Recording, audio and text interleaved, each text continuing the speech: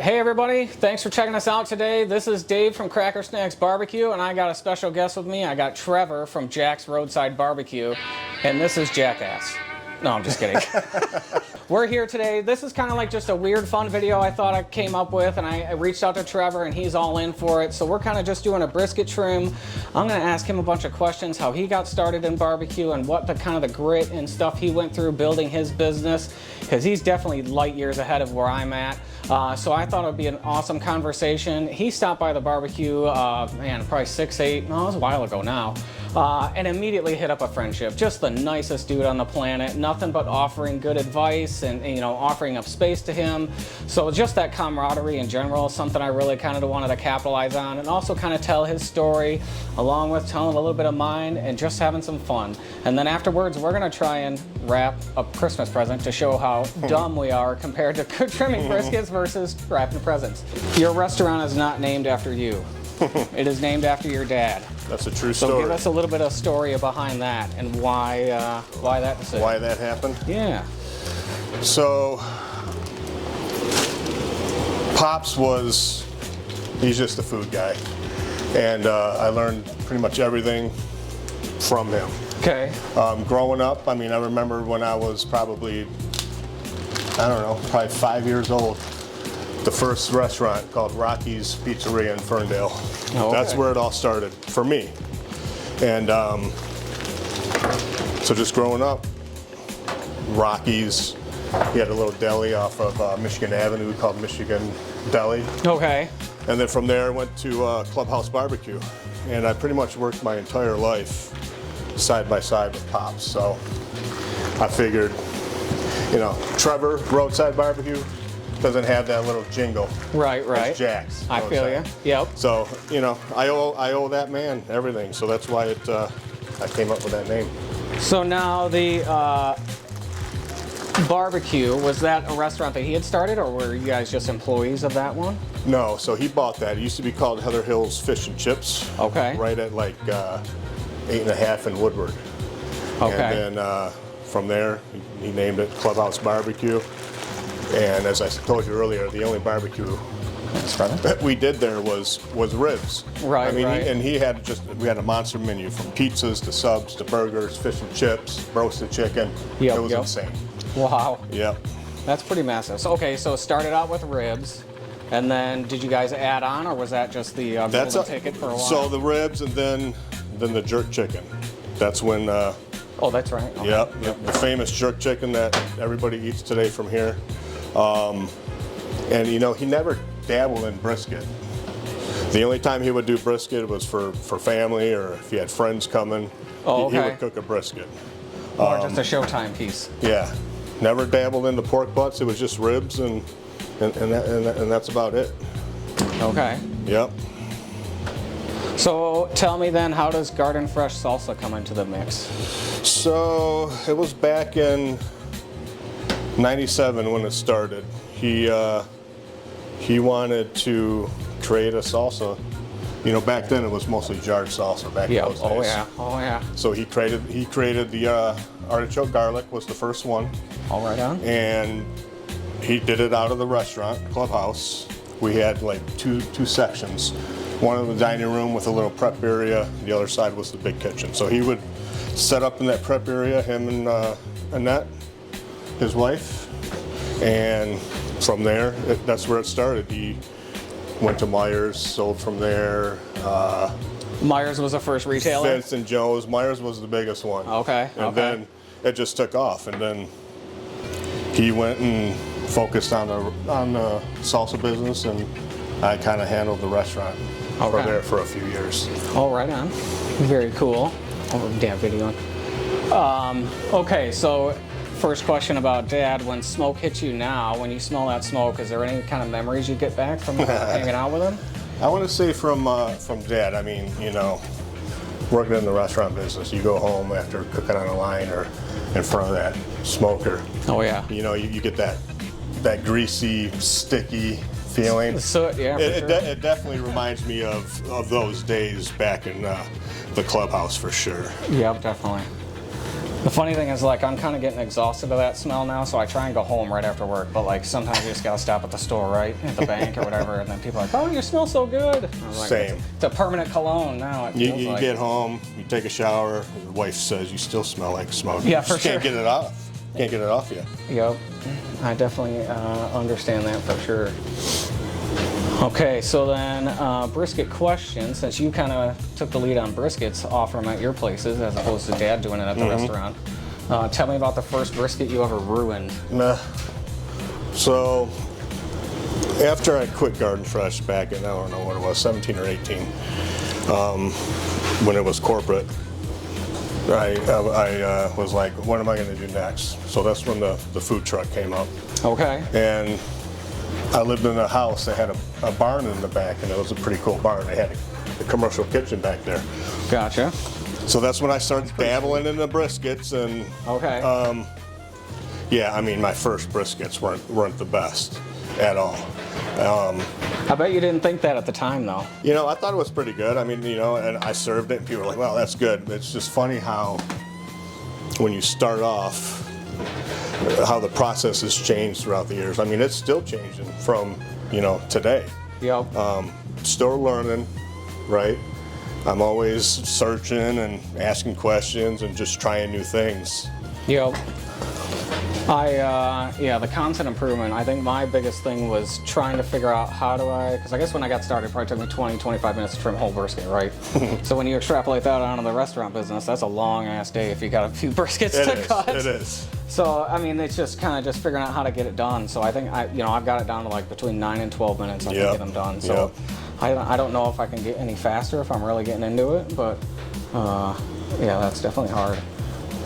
So how do you think it was ruined? Was it like overcooked or like kind of armchair quarterback in the thing? I remember those days. I didn't let it rest much. Oh, You know, yeah, I would pull it. It was a little. I felt a little dry. I mean, I would trim after I cooked the brisket. I would kind of trim the fat from the bottom that I left on. Yep. And use the juices in the pan that I had, and I would emulsify it in a blender and kind of incorporate that back into the meat to try and keep it a little moist. Yep. I don't do that anymore. Oh, for sure. Yeah, there's always tried and true things to keep it moist wrapping. Yeah. I guess in a restaurant, I don't wrap briskets anymore other than the food film, as opposed to like the butcher paper and pulling, the stall, all of that stuff's kind of like went out the window in commercial cooking, Yep. It has to. So you said you started messing with briskets in the barn. When did that decision come where you go, all right, it's business time now? When is this transition from personal to business? Yeah, so during that time I was looking to all right, I knew I wanted to do a food trailer. Okay. I just loved that idea. Was it always barbecue or were you entertaining other ideas? It was always barbecue. Okay. Barbecue, so my uncle, we have a ton of family in Arkansas. Okay. So every year when growing up, we would go to Arkansas, spend time with the fam, and while we would do that, we'd always stop by these little hole-in-the-wall barbecue joints on the way, and even in Arkansas. Yep. So, that was always in the blood. I loved it. It was probably one of Dad's favorite things. My uncle has 2 barbecue joints in Paragould, Arkansas. Oh, wow. Yep. Okay. So I knew it was going to be barbecue. Right So I was like, all right, so where am I going to do this at? I didn't want to travel with the truck, and do these little things. I kind of wanted to set up. Like festivals and stuff? Yeah, I didn't want to do that. I wanted to set up and just have people come to me, and I found that property, as you know, on Dixie down the road. Yep. I purchased that, and the rest is history. I set the truck up there, and So have you done any of the festivals at all? Like, I know it's not the main wheelhouse, but never done any festivals. Oh, The only stuff that we did, and it was back in the day with the clubhouse, we would do Arts Beats and Eats. okay. And we would just set up the charcoal grill, and we would cook a shit ton of jerk chicken all day long. Oh, okay. Yeah. That's right. That's all I've done. We never got into competitions and stuff like that. So yeah, bought that property, set the food truck up, and the rest is history. I feel like it's a different type of clientele if you're going to do like festival food trucks, right? Versus just finding a spot and, you know, having it your place. I think so. Right? Like, I enjoy the rapport of the regular customers, right? The conversation, the networking, and that kind of thing too, where, you know, I guess to feed our soul, you're kind of missing that from the quick service festival idea, right? So that's a good money grab, but, you know, I guess in my world, I like having that. I would agree. Regular I've customer. met some great people that have become great friends over the years through, you know, being there and set up. And, you know, I didn't want to, you know, it just seems like a pain in the ass to, all right, you know, clean up everything, Every day. put everything away. Oh, yeah. And then travel with it. I mean, For it's sure. just what a pain. The only thing I think that those guys have is the profit motive behind it, right? Because those are the money grab weekends, right? Yeah, And, I mean, and they looking can at definitely some of make some those, money on it for sure. So And there's nothing wrong with it. That just wasn't what I wanted to do. I've honestly heard for barbecue, the Detroit Jazz Fest is one of the best ones to get a hold of and do. Yeah. For whatever reason, just that 4-day weekend down there, because it's a free concert, so it brings in just anybody and everybody. Oh, yeah. I've heard some barbecue guys that are just making, like, they've had to take a week off because they can't move, right, after working 4 24-hour days. It's rough. But, you know, then when they're casting the check later on, I guess they're not complaining. You know, the restaurant business is tough as it is. I feel like barbecue, it just makes it that much tougher. Oh, yeah, for sure. The long cooks, you know, you can't, you know, if I wasn't doing barbecue here, we can stroll in at 10 o'clock in the morning. We open up at 11. All I gotta do is make sure the fryers are on. That's it. You know, get a little prep done, you know, but instead sure. we're here at 5 in the morning. Exactly. Checking smokers, doing meats, and it's, you know, it's a lot of work. Okay, so a question on that specific note. What do you think the best tool to help you from quit coming in here and checking the smokers are? Like, mine's a Wi-Fi thermometer, and that has saved my life and saved me some sleep and stress. Maybe I need to talk to you about that because it is stressful, right? I don't use any of that. We pretty much have it down Still pat. eyeballing? Yeah, when We you get in. get it down pat. We put the meats in late at night. We come in the morning, and we kind of have an idea where the temp's going to be at that point. And, you know, we're in early enough to where we don't need to worry it's going to be overcooked and stuff. Gotcha, okay, yeah. So leading into my brisket ruining story, mine was actually when I opened the restaurant because I set the wrong timer on the smoker and it only cooked for 4 hours at 300. I hit the wrong button, and that's why I got the Wi-Fi thermometer, because I came in and I opened it and I go, this brisket is gray, like literally gray and hard as a rock, and I was like, pink, wrong fucking menu. Wrong menu. So, yeah, that was one of those ones. And then now I do that's never happening to me again. And then I fix it. What got you started in the barbecue business? So mine's probably a little bit different in that aspect. I don't have like a family food background in that aspect, but mine is more of, I always knew I was going to be an entrepreneur. Just like sitting in my jobs 10 years ago, 15 years ago, you're just saying, I'm not built for this. This ain't me. And then just looking into passions and, okay, what do you do very well? What are your skill sets? How do you plan it? And from there, I've always casually cooked barbecue. But the pandemic, for that reason, allowed me to really kind of to just play around and dial it in. Like, you know, you had your couple of friend groups that you're like, yeah, you 3 or 4 families you hang out, right? So we started doing that. I was like, okay, Friday nights I'm cooking something. You guys bring all the sides, and we were doing that literally summertime long, where, you know, I just kind of, you're doing pork butts, you're not thinking about it anymore, right? You're doing briskets, you're not thinking about it. So I kind of doing that. And then I ended up cooking for Holly Academy School. I was school board president at the time during the pandemic. And just, these teachers had to take so much shit during that pandemic, right? From above, from below, right? And at the same time, they had budget cuts at that time. So these teachers had to take a pay cut and listen to all that stuff. The last thing I was like, let me just cook them some food, right? So cooked them. I ended up doing like 65 pounds of brisket. That was my most I'd ever cooked at one time before. And all the teachers were, I heard you should open a restaurant so many times during that conversation. That was like kind of the bug. And then the friends were like, yeah, you really should, you know. And then, okay, let me do some research. So at the time before that, I had a business partner because I was working with one of the guys that had a grow store in town, and he really wanted to kind of do that as well, but he was really wanting to go to like Detroit, Southfield, kind of go into the city where all the people are.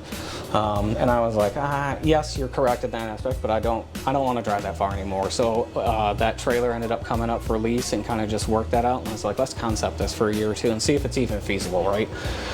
And that's kind of where we're at now. now, and we're figured out it's feasible, and we're kind of hitting the pedal on the gas now. You know what I mean? Nice. But I would also say the idea of like talking with you guys. I don't know if you've met Lance over at Messy Aces. That dude is amazing. I follow him on Facebook. I've always try and go to find him. I have yet not met him yet, but I plan on. So his personality is like A1. Like I'm probably older than him, but he feels like an older brother now. Yeah, you know what I mean? Like he's like just constantly sending texts of, you know, good luck today, I hope you kill it, that kind of stuff. You know what I mean? Just the camaraderie, and then Susie and JB's over there at Ortonville. Love those guys. Yeah. So I haven't met her in person yet, but we've messaged a whole bunch. Kind of the same thing. Good luck today. Oh, that looks delicious. You know what I mean? I gotta get out there. Her and Corey are great people. They've got a great little business over there, and that's one of the barbecue community. It's another thing that I just love about it. It's just, you know. Yes. You know, there's enough room, right? I heard about her from customers telling me. So, hey, it seems like you do a lot of the similar stuff. Have you heard about that? And I go, no. So then I get online, kind of, oh, no shit. So, yeah, a lot of the home cooked meals versus, you know, it doesn't always have to be barbecue. It's like we can cook more than just barbecue, right? Totally. So, and you're hitting it with the breakfast right now. I love breakfast, and then incorporating barbecue into breakfast is just easy. Yeah. You know what I mean? Totally. Like it's switching the meats out and simply. So I agree with you on all that, man. It's pretty cool. But the camaraderie thing is just unusual, I would say, just because I see and I hear other businesses kind of just dogging each other where they can. Yeah, right? I mean, in small businesses, you really don't want to do that, man. We're all just trying to make a nickel and feed our family and save a little bit for retirement, you know. If you're good at what you're doing, I mean, people are going to come. Exactly. There's no reason to dog people. And now, if you're a terrible business, you don't have to do anything, right? That the world lets you know if you're doing all right, but you don't need other people in the same business kind of dogging on your stuff. And I think that's just super cool in the barbecue that we're able to kind of mitigate some of that. Totally. So yeah, I mean, I did that, and we ended up starting this and trying it out. And I mean, we're at 3 days right now, and it's we're looking to add a fourth. And so I don't have any other business plans beyond getting like a little trailer, but I'm kind of letting the business organically tell where we have to go next, right? It seems like catering is the big deal right now, getting those ready, but and then just trying to figure out some new foods to cook, right? Trying to get your creative side of things going. Yep. I think that's all important stuff. So when you were learning to cook with Dad, what is something you learned from him but you've changed since you're on your own now? You know, probably the biggest thing I learned from working with Pops is I like trying to keep things simple. You know, speaking of the clubhouse barbecue, the menu was just enormous, and I was there for a long time, and it was hard. So when I was going into this business with the food truck, I'm like, I'm going to keep the menu small, I'm going to keep the menu simple, and that's what I did. And he was funny. He kept telling me, he's like, because he would call me after every day, and you know, how'd you do? Okay. You know, what was the sales like? And he was like totally impressed. He was living the barbecue dream through me. Oh, okay. You know, he loved it. Okay, it was the time he was sick, and you could tell he was proud, and he's like, man, if this was me, you know, the menu would have been 10 times better, but you need pancakes on that menu. You're doing it right. he would try to say, you need to do this and that, and I'm like, I'm not doing it, Pops. I'm going to just keep it simple. I'm just going to try and do the best with, just make the best food that we can with what we have, and that's it. And that's kind of been my philosophy, and just keep things simple and good. I feel like, kind of research and nerding out I've done is like, you watch the regular show, Gordon Ramsay, all these random shows, right? And the first thing that literally every guy says is, why is your menu 16 pages? Yeah. Right? Like, and I kind of go into the restaurants when we're going out now, it's like I first think about that, and it's like, if it's all those pages, my first thought, which one of these is fresh? And then I go into that section of it, right? Yeah.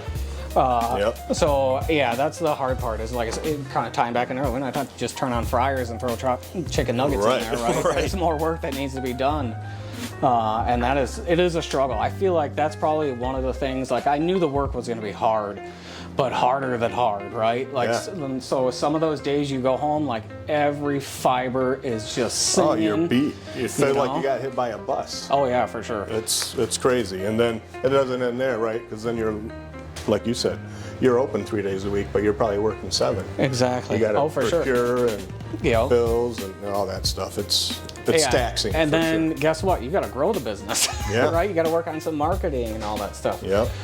You were done trimming like 10 minutes ago, and I was just chatting and trimming. So now that I'm finally done, let's take a look at this. So part of the video is kind of just showing that we can trim briskets pretty well, right? Yeah, not bad.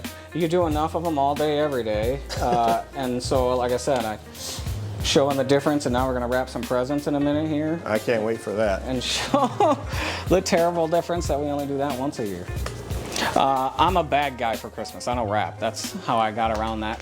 Everything goes in a bag. And like if kids got I'm big the ass same ones, way. I'll use a garbage bag and put a big bow on My it. wife does all the shopping, and then we'll have all these presents, and she'd be like, she'll make me help. Oh, for and sure. I'd be all mad and pouty about it, and you could tell mine compared to hers. For sure.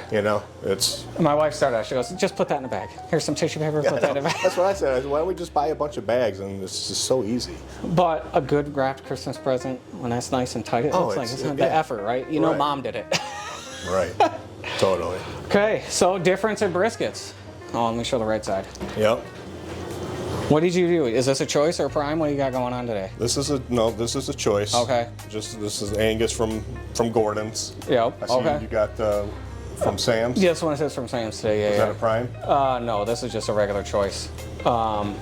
Yep, I had to fill in because I ran out of briskets over the weekend, so I had to get Sam's to run me a couple over yesterday. So luckily they picked some good ones because this one looks nice actually. Yeah, You've I ever know. get something that looks like it came from yeah, Mars? Yeah, I know. I've done that where they would deliver and it'd be like, oh gosh. You got to cut 3 pounds off just to get it aerodynamic, right? So, Yep. But yeah, good trim brisket. Yeah, Love yours it. looks nice. Thank you. You're definitely probably a better trimmer than I am. Do you? Well, I'm the only one doing it.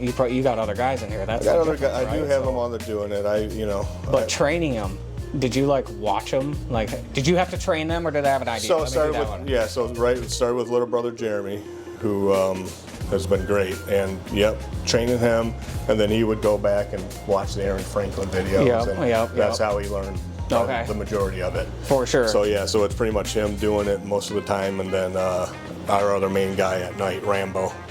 What a great name, last name. For sure, I'll bet you that guy can cut up some meat. Rambo. He's probably like, "Ching!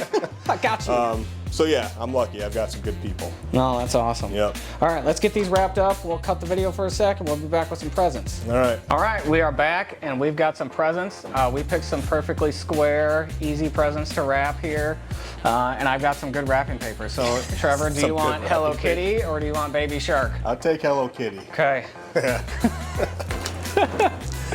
Oh, I love doing dollar store gifts. This is fun. Okay, a couple more brisket questions I did want to ask, though I want to get tied up here, and we'll go on to a different topic. So what is the biggest mistake that you think people make trimming briskets? It goes back to that training, like your brother, Rambo. What kind of guidance do you typically notice that you adjust with everybody? I mean, with trimming, to be honest, I try and keep it as simple as possible. I'm not that guy like Aaron Franklin. His stuff looks picture perfect, right? He is amazing, and I mean, I'm not that guy. Are there any other barbecue guys that you kind of follow, or was he like that first one that Aaron got Franklin was the first one. Gotcha. For sure. Gotcha. Yep. I agree. Yeah. So, with everything, I try and just keep it simple. And it's hard, man. It's hard to, when you're trimming that meat and knowing how much it costs and having to throw some of that away. That's It is math. so. That's why I say I is so trim hard. I trim it to make money, not trim it to show. Like I feel like there is a competition trim, right? Obviously, because they're making it much smaller too. But nobody's judging my looks; they're judging my flavor, right? Or Exactly. the tenderness. That's it right there. Yep. And so I go, no, I trim to make money. Yep.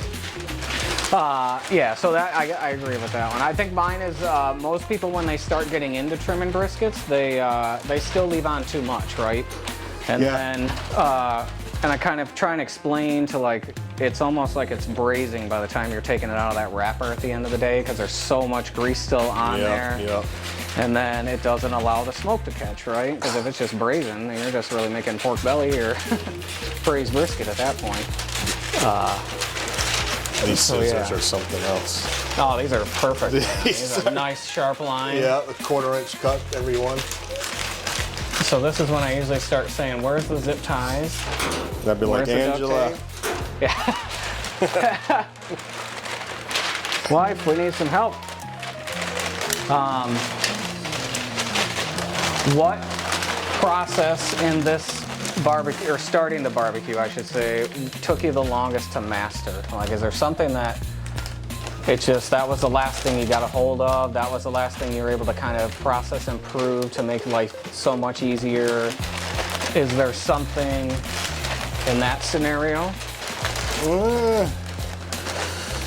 I can't think of one thing. I mean, you know, again, it comes back down to when I started it out, I knew there was going to be just a lot involved.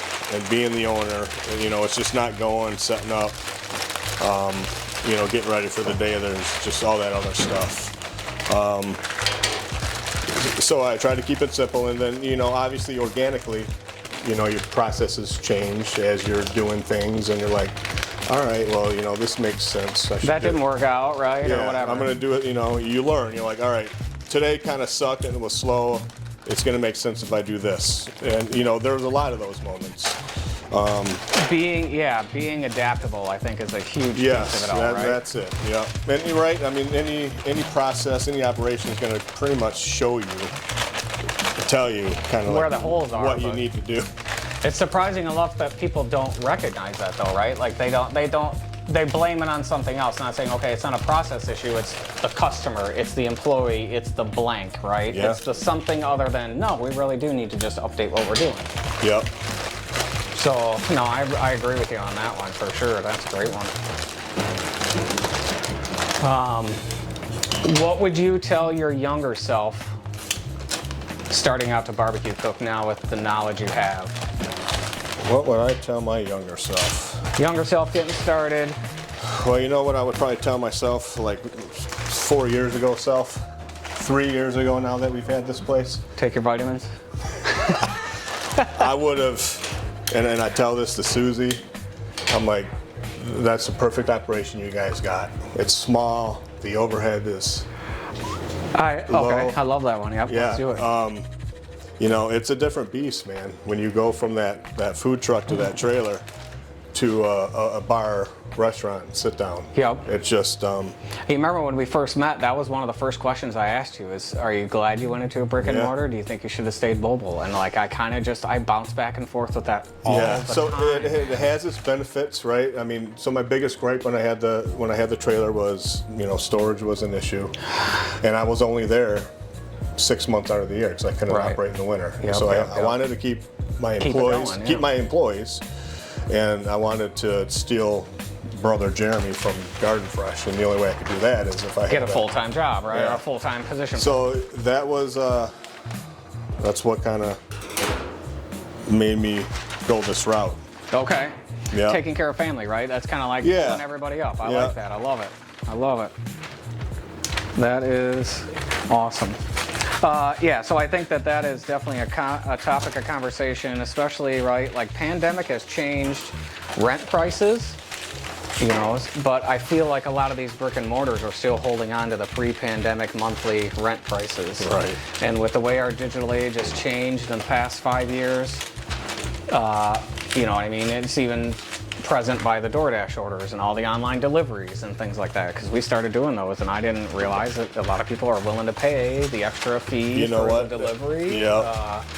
And so and even telling them, hey, there is an upcharge on this kind of stuff, and as long as people understand, you know, I just don't want people.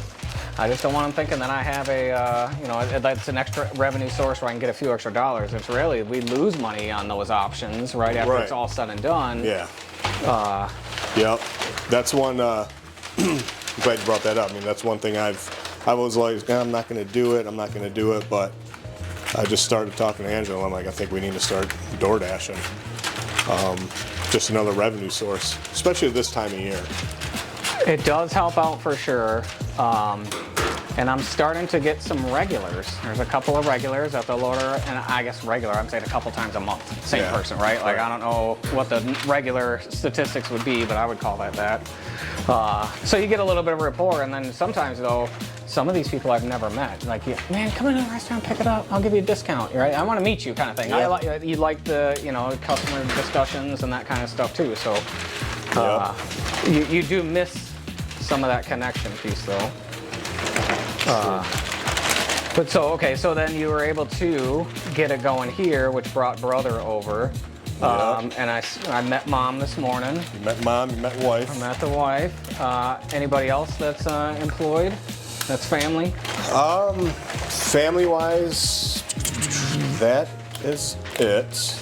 I still got, from the food truck, I still got a couple guys from there. Jeff, a lot of people would know.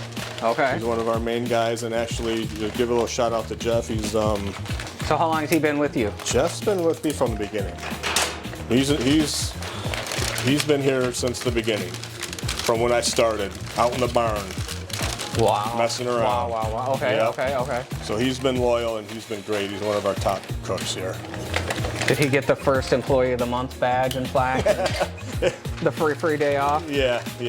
He's had plenty of days off. Yeah, you feel it, right? Yeah. It means I'm working more. Yep. Yeah, that's pretty cool. So that looks pretty nice. This is I'm going awry. It's kind of consistent It's with. gonna look better than mine, dude. I'm telling you that. This looks like the kindergarten where you gotta wrap the present for your parents and you take it home and it's just an ashtray. That's what this is. Except they don't do ashtrays anymore, especially in clay class. They can't make any of that stuff. Which is kind of a bummer because that was a whole market of. Oh, clay class. Yeah, go to all the head shops now, man. Those guys got real careers. Yeah. Oh, whoa. Not bad. I can wrap a brisket a lot better than I can wrap a present. Yeah, that's definitely. Hold on, I gotta get. Yep. I did not do bows. What is the hardest part about simply running the barbecue business? Oh man, there's so much. I mean, I think just the one you wish you could just pay money and have it go away. Well, I mean, that would be find somebody to. That would be the stress. Gotcha. You know? I mean, right. Operational wise, we got it down pat. We're blessed to have such a great crew here. Like I was telling you earlier, though, I mean, we're like, we could be 1-2 people away, losing cooks or something, where you're like, you got to shut down for a day, or you're working 2 days. What do you do? I know. I mean, I'm only one person, so that I always worry about that. But nothing comes to fruition. I think a lot of it could be unnecessary worry. Right. Well, I feel like that's the part of a business owner now. Is like, if you're not worrying about your business, do you really care that much? Exactly. Even if it's doing well, Exactly. right? You don't want to lose the hotness, right? The light on you. And that's really kind of weird. And I feel like I fight against that. Kind of a weird thing that I have is I don't have TikTok. We're not on TikTok. But I know that is like where most of the people that come up and talk about food or share food or that kind of thing is where it's leading to, right? But I don't know, I guess I'm a weird in that thing. I just don't want China that much on my phone. But once it's sold, we'll be all in on that kind of thing. But we're just trying to figure out where to reach people, right? So if Facebook and Instagram now is the old person's, social media stuff, which is fine because in barbecue world, our customer is that 35 to 60. It is. 60-year-old, but those kids are coming and they're not going to be getting on Facebook or Instagram. They're going to be sticking in their world, and that's the kind of weirdness that as a business owner, I could care less about social media and that kind of stuff, but in order to get your business out, I guess you got to be a marketer, right? If it's not your foray, you got to be a cook. You always got to be on to talk to your customers and be in a good mood, right? You can't have a bad day in front of them and that kind of thing. So it really is just like, if you're not thinking about those kind of things, what are you really doing for your business, right? You're really kind of hurting it on that aspect of it. But I would agree. And then, for you, so was this always is this the last step for Jack's Roadside, or are you like daydreaming of something else? I think this is going to be the last step for Jack's Roadside. Is it? Okay. I get a lot of people, hey, you're going to, do another one, franchise. No. Those guys have a whole nother ball of stress they're dealing with. I can't imagine having 2, 3, 4, 5 of these things. I mean, I can't. I have, I've talked to the wife. I'm like, if we do another restaurant, I would do strictly breakfast. That's it. Doing 7 to 3. That's so funny. That's the same thing I would do. I love breakfast. I can kill it. You know what I mean? I love breakfast. It's one of my favorite things to even cook. But just thinking about a 7 to 3, like my guy Brian over at the Brunch House in downtown Clarkston, man, he's got a little gold mine there, and I would maybe do something like that if something came up. But. So there's one that has done that over in White Lake, Dave's Coney, right in front of Alpine there, right? It's right by like the McDonald's and the Meijer and all that stuff now. He sold it a while ago, but when he was there, 7 to 3, a Coney, closed at 3 p.m. every single day of the week. But that's it. In his open hours, it was standing room only, you know what I mean? So he figured out great food, but I'm not working 14 hours a day. I'm not doing that 20-hour day, you know what I mean? And that's like, how do you make sure we don't do that, you know? I mean, I'm 44, so I mean, I know I got a few years left, but I'm not, 10 years from now, I couldn't imagine, right? 15 years from now, I don't think it's feasible, let alone imagine it, right? I mean, I'm in the same boat. So it's like kind of just, okay, figuring out where's the next couple of years. I don't know what it is for us. I think kind of just next step. Let's see how that works out, right? You know, and then if there is a next step after, I don't know. But we're just ripping and having fun at the same time, you know? Yeah, that's all you do. And you know, things just fall in your lap sometimes. It is. Part of that is the grit that you're putting in, right? Opportunities are presented because you put in that work, and some of it is the networking, you know what I mean? Like I can't say it enough, and I tell you all the time, I'm thankful that you even reached out to me, and the camaraderie and all of this is just so cool. We're sitting in your kitchen doing the video for me. Again, I can't relay enough the appreciation of that and how cool it is that we can do these kind of things together. And I think next year we should do a couple of us. Let's get Susie, let's invite a couple, right? You know, maybe there's a coalition of barbecuers, or we can change some industry, or just like figure something out to make life easier for all of us, right? Because we're all just, like I said, I'm not trying to be better than anybody. I just want to carve out my own little piece of pie, and that's it. That's all we're doing. So we should definitely collaborate, do some stuff. Pig roast would be fun. Let's, man, 100%. We got a nice parking lot. We can set something up. Hell yeah. No, Right? Brother, that's awesome. I seriously can't believe it. I'm so ecstatic. But these are our presents, kind of tying up the video. Much worse than our briskets. I think he has the best wrapping paper, to be honest with you. I would agree with that. But all of these. Thanks for hanging out with us today. Kind of just concepting and trying this video out, seeing if it works out, and having a conversation, learning a lot about what Trevor does here at Jack's and the story behind why it's called Jack's, right? I thought it was great to hear some of that information and some of his philosophy behind there, and just showing that, you know, the camaraderie in this niche is a little bit different than most other industries, and I think it was cool to call out in a little video. And it's Christmas time, so we're just having some fun with it. I hope you guys have a happy holiday. If you can share the video, that certainly helps us out. That's kind of the point of this stuff, is these small businesses, we're trying to just make a small dollar competing against McDonald's and all these other big guys. So we appreciate the help. Spread the love. Merry Christmas, and see you guys later. Merry Christmas. Good job. Thank you. High five. Yeah, buddy.